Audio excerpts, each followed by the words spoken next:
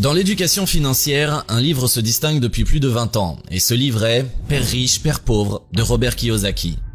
Toute personne qui veut vivre en dessous de ses moyens, investir intelligemment, maîtriser sa finance et préparer son avenir aurait probablement lu ce livre. C'est un fait que l'école ne nous enseigne pas l'éducation financière, mais nous éduque à devenir des employés au lieu de faire de nous des entrepreneurs ou des investisseurs. Nous allons à l'école pour obtenir un diplôme, nous obtenons un diplôme pour avoir un emploi, et nous recherchons un emploi pour avoir un salaire. Et à partir de là, la société nous vend des idées pour nous garder pauvres toute notre vie. On achète une maison pour y habiter et on croit que c'est un actif, que c'est un très bon achat, alors qu'en réalité, c'est l'un des plus grands mensonges racontés aux gens. On s'endette pour acheter une voiture, alors que chaque année, elle perd beaucoup de sa valeur. On achète quotidiennement des choses qui ne nous rendent absolument pas heureux. C'est un cycle qui se perpétue depuis des années. Et c'est le piège qui garde la plupart des gens dans la pauvreté. Nos parents, nos professeurs à l'université, tout le monde nous encourage à être des employés, à essentiellement travailler pour le compte de quelqu'un d'autre toute notre vie. Depuis l'enfance, on nous encourage à ne pas prendre de risques, à faire ce que tout le monde fait, et justement obtenir ce que tout le monde obtient. Nous sommes les 95% des gens qui consomment. Nous sommes les 95% des gens qui n'ont pas grand-chose, les 95% des gens qui ne sont pas totalement libres, les 95% qui se partagent 5% de la richesse. Robert Kiyosaki démonte ce mythe et donne des alternatives à toutes ces idées désuètes qui sont construites pour maintenir les gens dans la pauvreté. La pauvreté est d'abord un état d'esprit et Robert Kiyosaki a très tôt compris cela. L'histoire de Robert commence à partir d'un simple constat. Robert avait 9 ans et était inscrit dans une école où fréquentaient des enfants de parents riches. C'était un heureux hasard qui a fait que Robert est allé à la même école que ses enfants, puisque, le dit-il, si lui et son père avaient habité quelques rues à côté, il aurait été inscrit dans une autre école. Un jour, l'enfant qu'il était a demandé à son père biologique de lui apprendre « Comment devenir riche ?» Son père lui répond que pour devenir riche, il faut apprendre à faire de l'argent. « Et papa, comment fait-on de l'argent ?» Là commençaient à se dessiner les limites de son père biologique en ce qui a trait à l'intelligence financière. Il ne savait pas quoi répondre à son fils. Robert et son meilleur ami, Mike, avaient interprété littéralement le sens de l'expression. Il faut apprendre à faire de l'argent. Il commençait à coller des pièces de plomb dans un moule pour en faire des pièces d'argent. Son père biologique avait un doctorat, mais était tout de même incapable de répondre à cette question. Il leur demanda d'arrêter et leur dit qu'il n'était pas celui à qui il devait poser la question de comment devenir riche. Il recommanda d'aller voir le père de Mike, qui jouera le rôle du père riche. À cette époque, le père riche n'était pas encore riche en tant que tel, mais avait quelques commerces et quelques biens en plus de l'état d'esprit d'un homme riche. Et c'est là où commencent les leçons que Robert Kiyosaki véhicule jusqu'aujourd'hui. Le père de Mike, qui est le père riche, ne voulait pas apprendre la richesse aux enfants par le biais de l'éducation traditionnelle. La première chose qu'il a faite pour qu'ils comprennent que les riches ne travaillent pas pour de l'argent, et qu'il les a embauchés à travailler pour lui sans leur payer un quelconque salaire significatif. Les enfants voulaient résister, mais il leur dit que c'est à prendre ou à laisser. Si vous voulez apprendre comment gagner de l'argent, vous me suivez, sinon ne me faites pas perdre mon temps. Les deux enfants commençaient alors à travailler tous les samedis pendant 3 heures du temps, en sacrifiant le temps qu'ils avaient avant pour se divertir. Durant la 4e semaine de son travail, Robert, qui ne voyait aucun intérêt à travailler pour un salaire insignifiant, et qui ne voyait non plus aucun enseignement sur comment apprendre à gagner de l'argent, décide naturellement d'abandonner. « J'en ai assez, il ne nous apprend rien !» Là, son ami Mike sourit. « Pourquoi tu souris, toi ? Parce que mon père m'a dit que cela arriverait et qu'il fallait aller le voir le jour où tu voudrais abandonner. » Pourquoi le père riche les embauchait sans leur payer quelconque salaire significatif ? Pour leur faire comprendre que les riches ne travaillent pas pour de l'argent. Ils mettent de l'argent à travailler pour eux. C'est la première leçon dans le livre Père riche, Père pauvre. Le résultat de cet enseignement, c'est que quelques jours après, Robert et son ami Mike avaient eu l'idée de créer un club de lecture, où les enfants de leur âge pouvaient venir lire des bandes dessinées. Ils ont ramassé des BD usés, les ont organisés dans le sous-sol du père de Mike, et embauché la petite sœur de Mike pour être la responsable. Là, les enfants de leur âge venaient lire des BD de leur choix, et la sœur de Mike veillait à ce qu'ils payent leur entrée. Les riches ne travaillaient pas pour de l'argent. L'argent travaillait pour eux. Robert et Mike continuaient leurs leçons avec le père, pendant que leur club de lecture leur faisait gagner de l'argent sans leur présence. Il faut bien croire qu'ils ont assimilé la première leçon. Ensuite, ils devaient apprendre à éviter la plus grande erreur de leur vie en achetant des actifs et non pas des passifs. C'est l'une des meilleures distinctions qui, si elle n'est pas comprise, pourrait ruiner la vie de beaucoup de gens. Parce que la plupart des gens croient qu'ils ont un actif, alors qu'en réalité, ce qu'ils ont est un passif. Pour comprendre de la manière la plus simple, il faut savoir qu'un actif, c'est l'équivalent de tout ce qui fait entrer de l'argent dans votre portefeuille. Un passif, au contraire, c'est ce qui fait sortir de l'argent de votre portefeuille. Il dit que ce qu'il faut retenir ici est que si vous voulez devenir riche, n'achetez que des actifs. Il dessine un schéma qui symbolise la trajectoire de la richesse. Un actif suit ce genre de cycle et va dans le portefeuille revenus. Le passif, quant à lui, va dans le portefeuille dépenses. Il fait la remarque suivante. Les gens qui sont dans la pauvreté achètent par exemple une voiture pour un usage personnel qui est un passif. Cet achat va dans le portefeuille dépenses parce qu'il faut inclure tous les frais liés à la voiture, les frais d'entretien, l'assurance, le financement et le caractère dégressif de la voiture parce que chaque année, la voiture perd en valeur. En gros, cet achat ne rapporte rien en revenus. Les gens pauvres achètent aussi une maison qui croient à tort être un actif, alors que Robert estime qu'acheter une maison pour y habiter est un passif. Justement à cause de l'argent que ça vous enlève tous les mois. Il y a les frais d'entretien, l'assurance, l'hypothèque, les taxes. Et le pire est que si vous êtes un employé et que vous achetez une maison pour y habiter, tout votre travail et tous vos efforts se concentrent dans les 3 scénarios suivants. Premièrement, vous travaillez pour quelqu'un, votre employeur. Deuxièmement, vous travaillez pour le gouvernement en payant les taxes et les impôts. Troisièmement, vous travaillez pour la banque pour rembourser votre crédit. Pour Robert, c'est la principale raison pour laquelle les gens sont dans la pauvreté, parce qu'ils accumulent beaucoup de passifs. Ces mêmes gens croient aussi qu'en ayant un bon salaire avec une promotion, ils seront libres. Mais la réalité est que quand leurs revenus augmentent, leurs dépenses augmentent proportionnellement. Sans actifs, les revenus tirés du salaire s'acheminent dans les dépenses mensuelles à la fin du mois. Ils se retrouvent avec peu, donc il faut attendre le mois prochain et ainsi de suite. Robert compare cette situation à celle d'un hamster dans sa cage, qui tourne en rond en croyant qu'il va quelque part. Mais quand viendra demain matin, il sera toujours dans sa cage. Alors que les riches, de leur côté, ont un schéma totalement différent. Ils commencent par remplir la case des actifs. Ils achètent par exemple des maisons pour les louer, ce qui leur génère des revenus tous les mois dans le portefeuille revenus.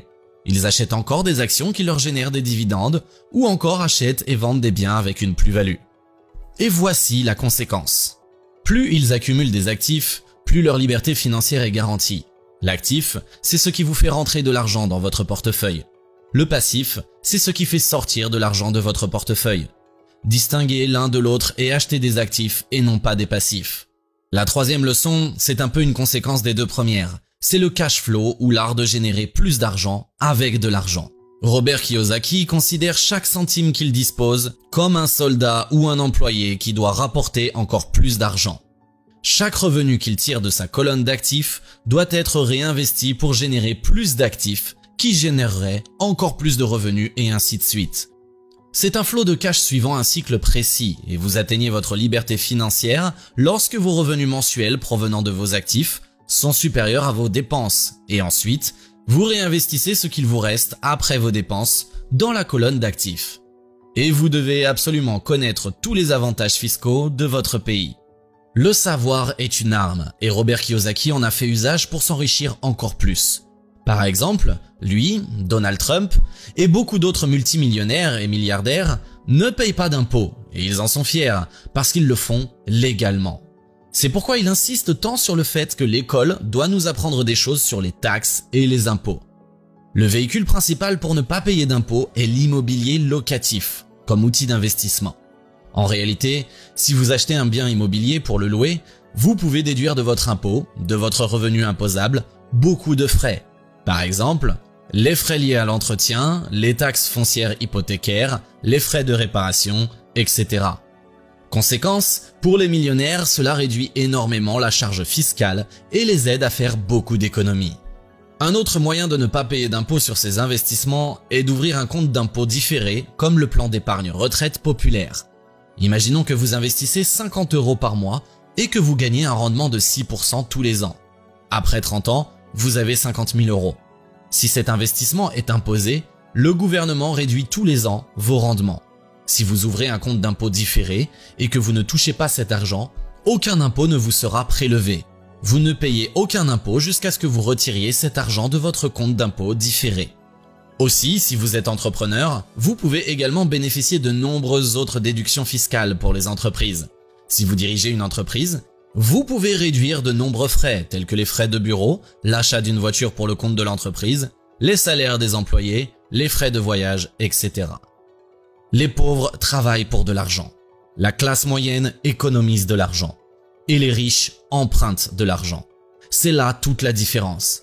Les pauvres, tous les jours, se lèvent à 6 heures, se préparent pour aller travailler de 9 heures à 18 heures pour le compte d'une autre personne. Ils travaillent donc essentiellement pour de l'argent.